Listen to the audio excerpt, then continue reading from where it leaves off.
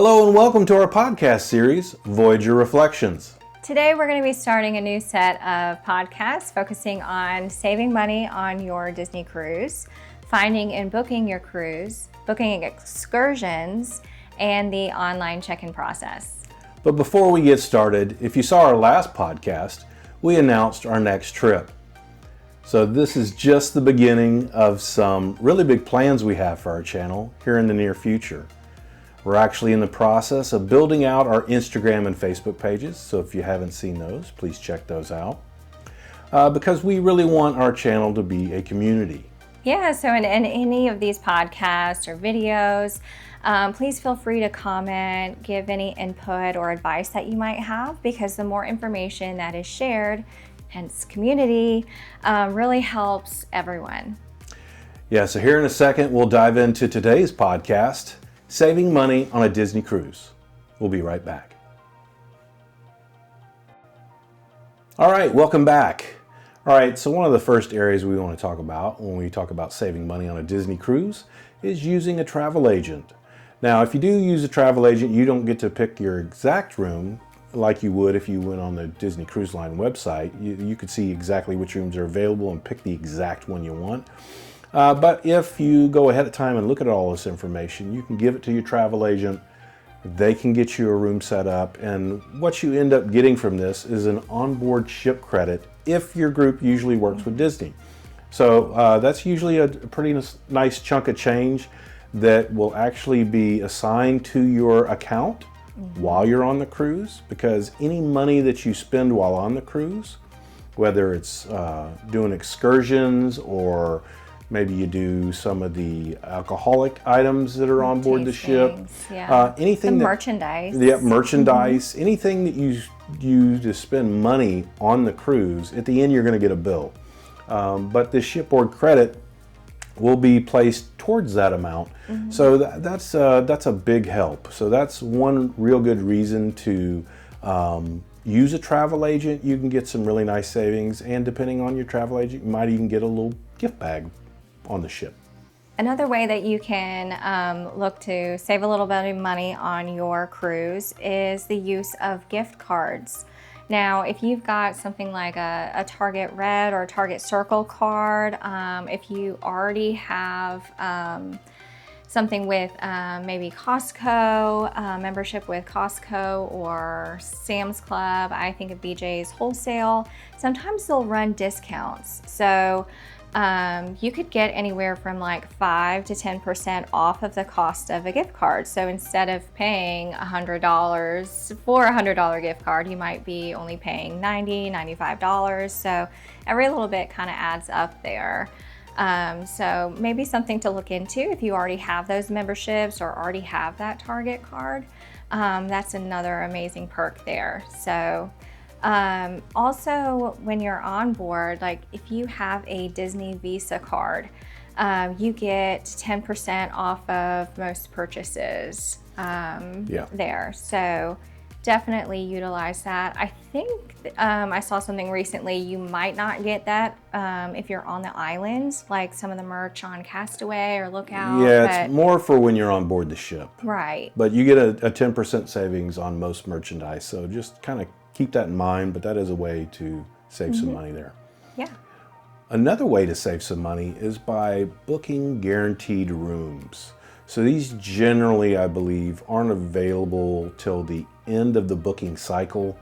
But what happens is you ask for a guaranteed room and you pick the room type, whether it's a inside room, a ocean view room, or a veranda room. You don't pick where you're going to be or the room number.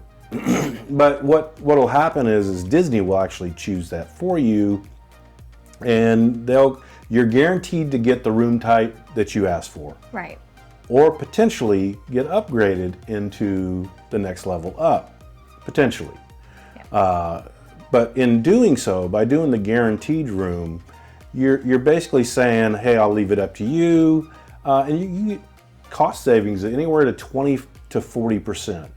Now, saying that, let's say you ask for a veranda room. We'll use that because we had a veranda room last time. you may end up in a room where the veranda isn't as big as some of the others, or it has a partial view versus a full view. But let's be honest, how often are you planning to be in your room? And this gives you the opportunity to save, like I said, 20 to 40%. Yeah, and if you're a little bit more flexible on particularly like the Wish class ships, so they have the special theming throughout the different decks and the different rooms and stuff. So if you're a little bit more kind of like surprise me, then that's definitely a thing, you know, to take advantage of. We're a little bit more planners and like specific things. Yeah. I said to use a travel agent in the beginning, and one of the cons was you don't get to pick your room. That's hard for me. I really like to go, I like that room. Because if you look online, you can also see the room theme ahead of time. So just something to think about. Another thing that you want to think about is to book as early as possible. So unlike a lot of other things, you know, when you think about like trying to save, you know, you try to hold out as long as possible, and there's going to be some deep discounts.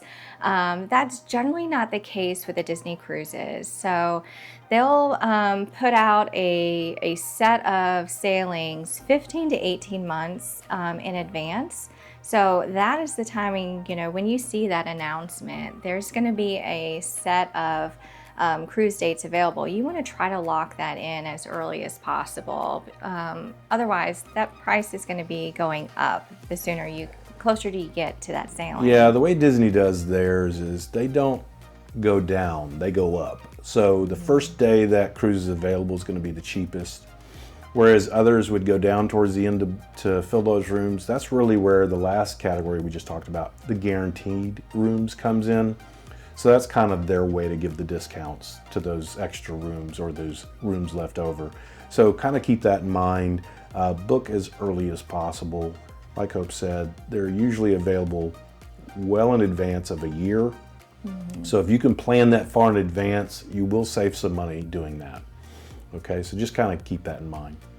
Another area that will help you save some money is if you travel during the non-peak times. So if you have kids that are in school, this is going to be a little bit harder for you. Now we have seen some people on YouTube that actually take their kids and go during these times. Not sure how they work that out. Not sure if their kids are homeschooled or if they somehow can get out for a week. But you're going to find that the costs for cruises, not during summertime and not during the holiday or spring break, you're going to save anywhere from 10 to 25% taking a cruise when kids are normally basically in school. So if you can somehow travel, like if you're just a couple of adults traveling, you have availability to find those cheaper cruises. For those that are a family and have kids in school, it's going to be a little bit harder unless you can finagle getting your kids out, whether that's over a weekend in a couple of days. But if it's a cruise that's 5 days or 7 days, that's going to be a little harder. So another tip that we have is to consider which port you might be sailing out of and which ones might be a little bit closer to you when you think about the travel costs to kind of get there. So we're lucky enough that we're close enough to be able to drive to the ones in Florida. And so that we don't have that added flight cost or things like that. We do still go a day in advance, so we still have that. Yeah, make sure you do that. Get there a day early. You don't want to miss the boat. So, like I said, you're still going to have kind of like that extra hotel expense. But just think about, like look at the flights, look at the driving costs. Maybe there's a better deal of flying to a destination that might be further away from you potentially. But again, you just have to kind of check those out, see what options might be available. Yeah, because that's another cost. We talk about the cost of booking your cruise. We talk about the cost of what you spend while on a cruise. Well, another is what you're spending to get to where the cruise port is. So just see what you can do to save some money there. So another area that you can save some money is in our first category, we talked about using a travel agent. So if you don't use a travel agent, which I would suggest you do, but if you don't, you need to continue to look for discounts on your cruise. That's something your travel agent will do for you, but if you don't have one, you need to continually look, because there will be times, and I can tell you, we just had it happen to us on one of our trips. We booked a cruise or a trip, and then come to find out later, they had a discount for the same time frame. So our travel agent actually reached emailed out. it, reached out and said, hey, there's actually a discount here. Do you want me to Yeah, do and this they for you? provided like a couple different options too. It's just like, how much of a savings do you want to see? Like, they'll lay it all out for you. If they're good at travel agent, they're going to kind of lay it all out for you to be able to So make if that you're decision. not using a travel agent, make sure you continue to look for discounts, because sometimes these discounts could be 10%, could be 20%, could be 25%. It really just depends, and you never know. These aren't announced ahead of time generally. Yeah. They just kind of pop up and then they're out, and you need to be paying attention to find those. So that's another way you can save some money, because even though you may have already paid, you may find that that same situation has a discount later, and you can save yourself some dollars there. Yeah, and I'll say too, like we announced going on that Christmas cruise this year. One of the perks of choosing that was actually we saw that they had a discount on the third and the fourth person in your party. Yeah. So you pay full price for the first two travel members of your party, and then you got 50% off of the third and fourth travelers. So that made going at Christmas a little bit more affordable. It's not cheap for Christmas. It's still, the price kind of is higher because it is Christmas, but that made it just a little bit and more. if you have kids, make sure you check the website. So they have an age range of what they define kids at, and it doesn't go very high. So Mac, who isn't in today's video, but she is 10 years old now, and she is no longer considered in the kids group. So she is now in the adults group, because they basically go up through 9 years of age, and then anything older than that, it's adult pricing. Yep. So a discount like this, where the third and fourth passenger, so she's registered as an adult according to them on this cruise, so you're saving an adult cost by half. So that's a nice savings. Another area where you could see some cost savings, if you like to partake in, if you have a specific wine that you like, or there's certain beers, BYOB, consider that as an option.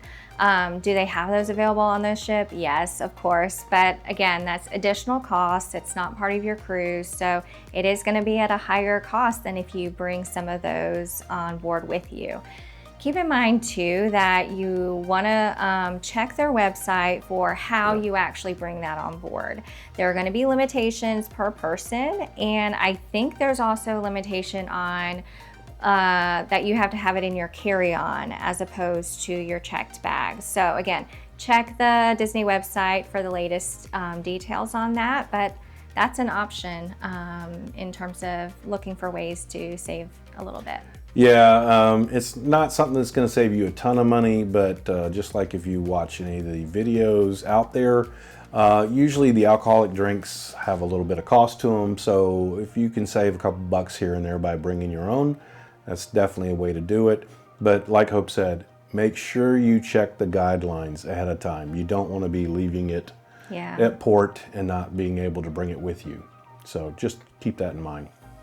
So another area we want to talk about on saving some money on the Disney cruise is basically packing, being smart with your packing items. So don't forget anything. So do some research, look ahead, make sure you bring everything. Yes, on board the ship, they'll have items. In fact, if you've watched our videos on the merch shops, if you've seen our one on Mickey's Mainsail, they actually have a little corner section where they've got aspirin and a bunch of other little things you can buy there. But just like if you're going to a ball game or you're going to a movie, if you're going to buy something, the cost is jacked up. So expect that. Whereas you can go to whatever your local store is, whether it's a Walmart or whatever, you're going to get those items for much cheaper. If you don't have them on board the ship, you're going to have to buy them on board, and it's going to cost you 2 to 3 times the cost. So just kind of keep that in mind.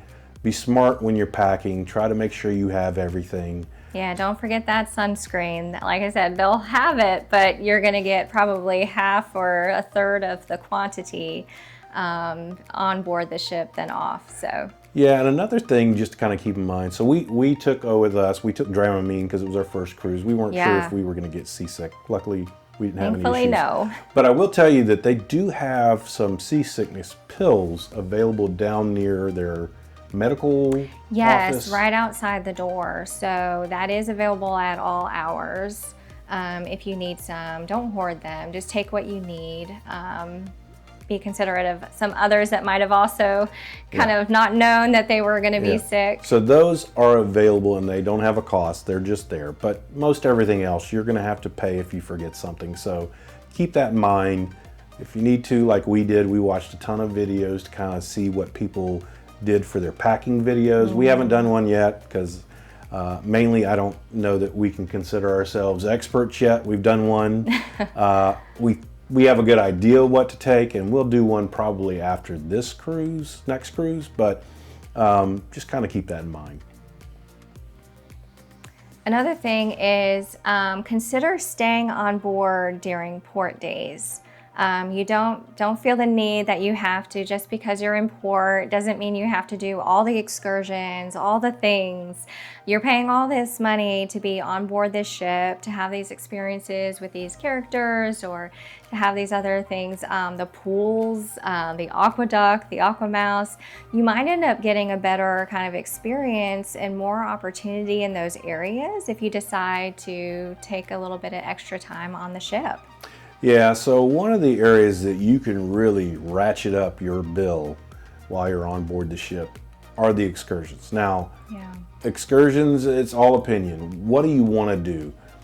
People love them. I'm not telling you not to do them. That's not what we're saying. But if you want to save some money, like, I'll be honest, when we first booked our cruise on the Treasure, we went and looked at all the different days in port. There were 3 days in port, and we had the Castaway Key Day. We looked at booking an excursion for every single one. But prior to the time of our booking window for the excursions, we decided, you know what, because Let's pull back a little bit. The excursions are not cheap, especially if you do the Disney ones. Now, we're going to have a podcast on excursions. If you do the Disney ones, they're more expensive, but you never get left.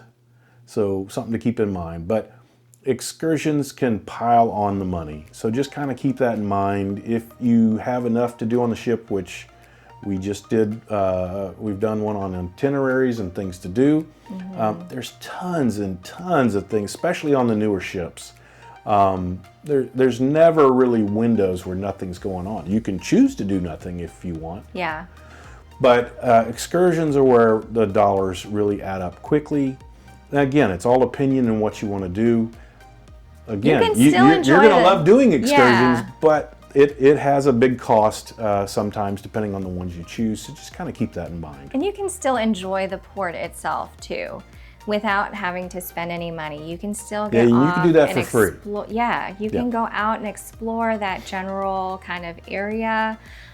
We even had some good photo opportunities too, because some of them have these big monument signs like I Heart Cozumel or different things like that, where you can still just enjoy kind of that atmosphere and things like that, but not have to spend we did that for Grand Cayman. We actually did the dolphin excursion in Cozumel, but then we chose for Grand Cayman not to do it. But we did get off the ship. We had to take the transfer, which was pretty cool. We went and we spent 15 to 20 minutes walking around, videoing some of the area. Ran into some roosters, I think, there was all kinds of interesting things going on. But then came back on the ship, and because you were back on and everybody was in port, you kind of had the ship to yourself mostly to run around and get some things that you haven't done. Like Hope said, it's a really good time when you're in port to hit the Aqua Mouse when it opens, or the Aqua Duck. Yeah, absolutely. A lot less people on board. You're not sitting in a long line, hopefully. So just kind of keep that in mind as well.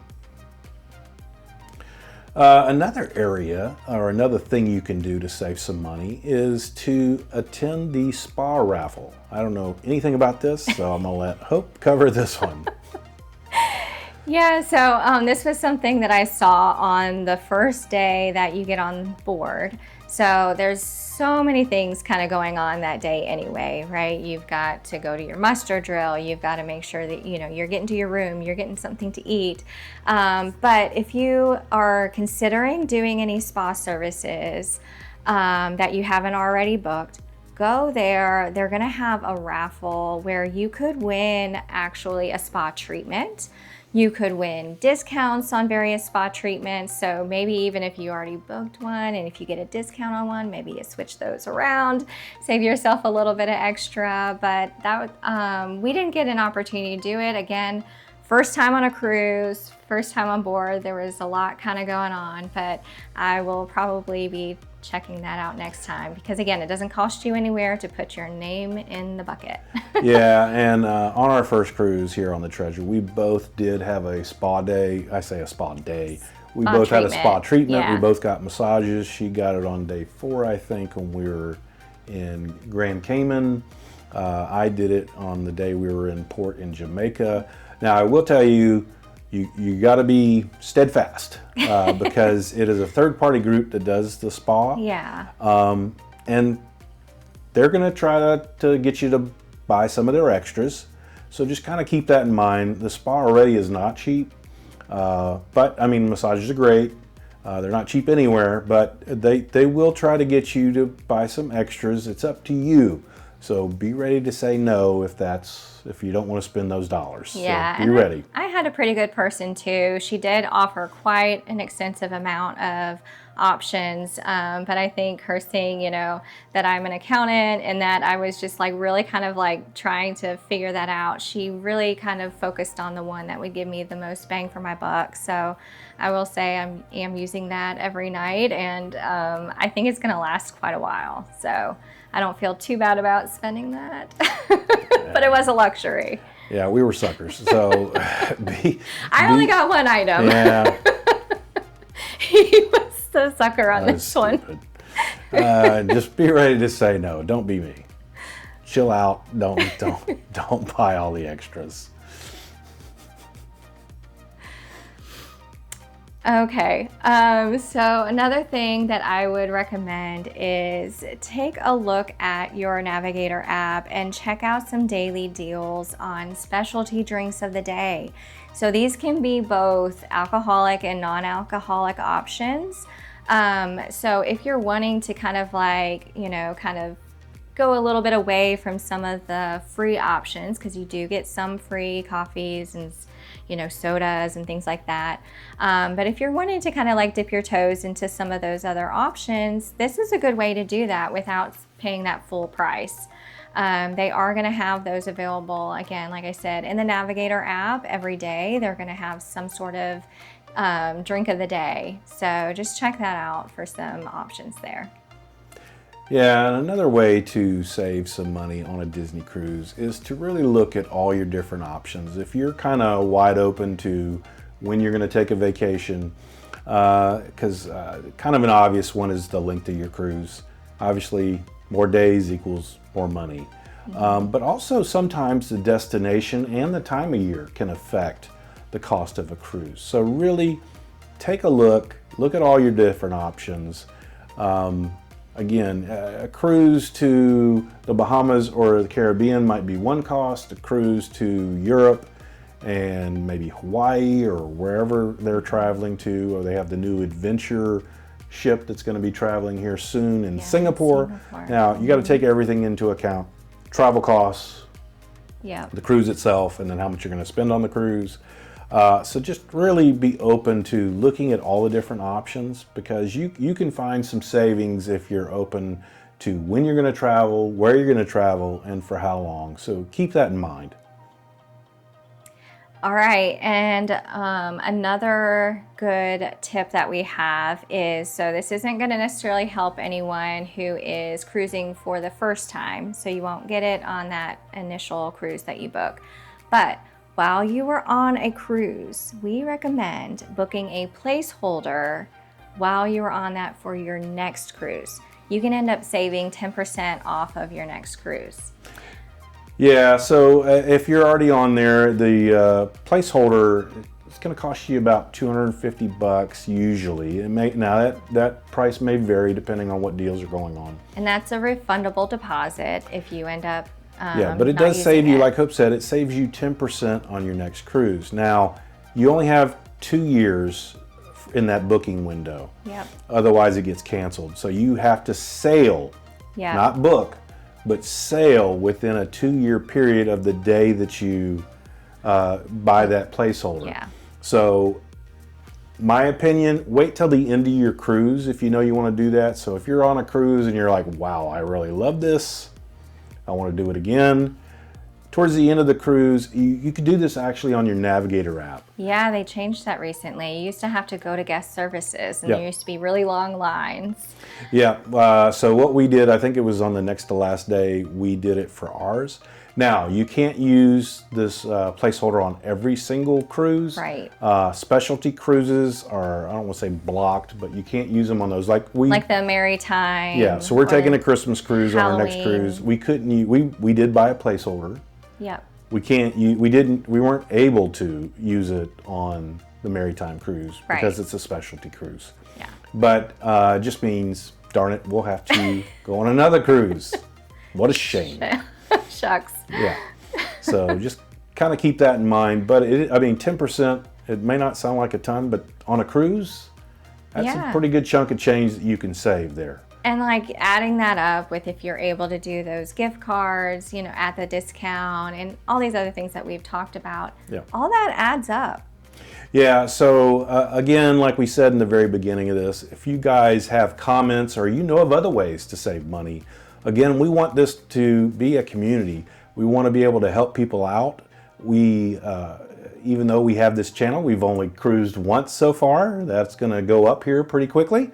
But we want to give everybody an opportunity to give others information. So if you know of other ways to save money, please comment so that others can see that. If you're a first-time cruiser, you can always comment and ask questions. We're more than willing to answer those questions.